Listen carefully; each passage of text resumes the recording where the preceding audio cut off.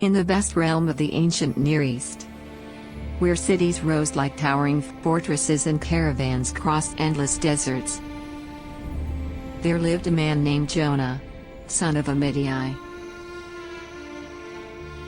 He was an ordinary man, devoted to his people and his God. But one quiet morning, his life took an unexpected turn.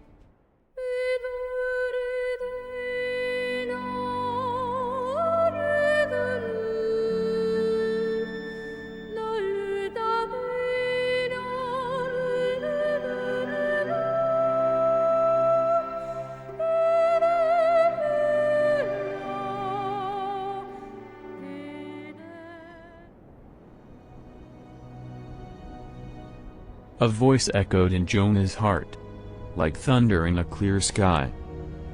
It was the voice of Jehovah, the God of Israel. "Arise, Jonah, and go to Nineveh, that great city.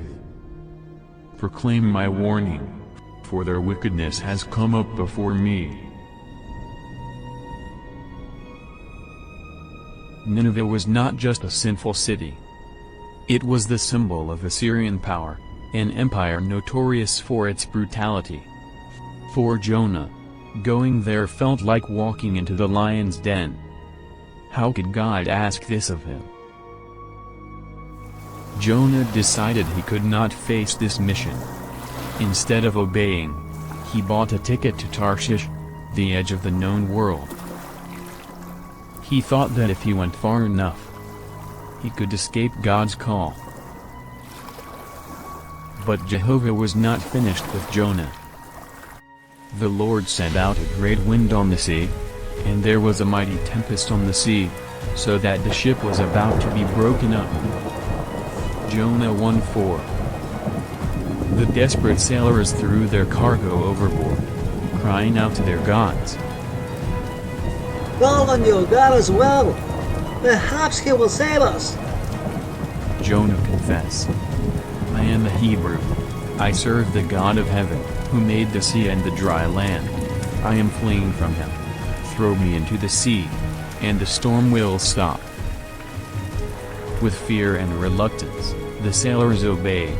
The storm calmed immediately, and Jonah disappeared beneath the waves. God had prepared a great fish to swallow Jonah.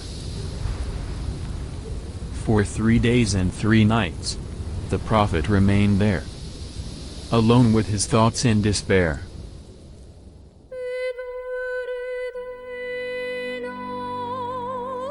From the belly of Sheol I cried, and you heard my voice.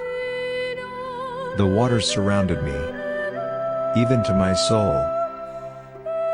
The deep closed around me. But when my soul fainted within me, I remembered the Lord. Salvation is of the Lord. Jonah 2:2, 6, 7, 9. The fish emerged from the water, spitting Jonah onto the shore. Jonah collapsed on the sand, exhausted but with a new determination in his face. Now obedient, Jonah walked through Nineveh for 3 days, proclaiming God's message. In 40 days, Nineveh shall be overthrown. The king of Nineveh, upon hearing Jonah's words, descended from his throne, clothed himself in sackcloth, and proclaimed a fast for the entire city.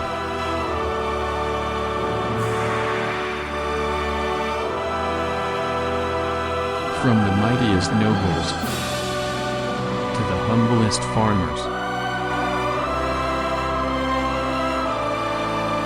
everyone cried out to God.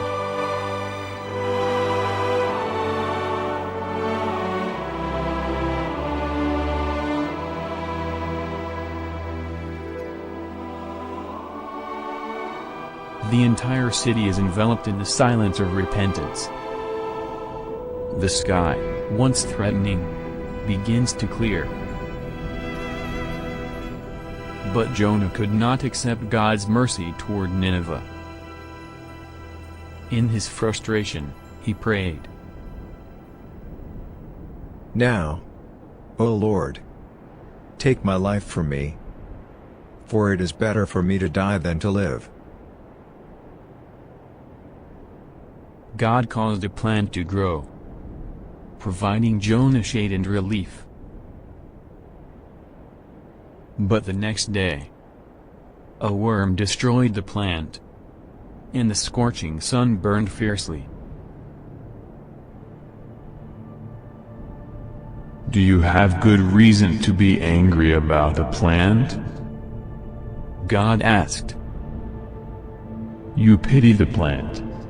Should I not pity Nineveh, that great city, where more than 120,000 people live, who cannot discern between their right hand and their left, and many animals as well? Jonah 4:10-11.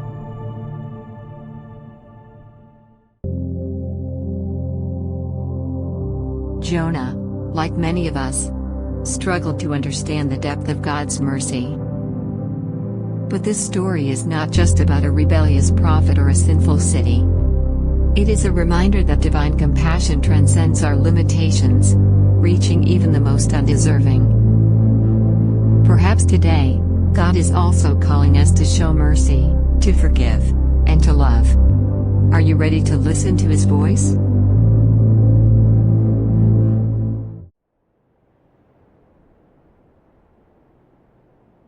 Mercy triumphs over judgment.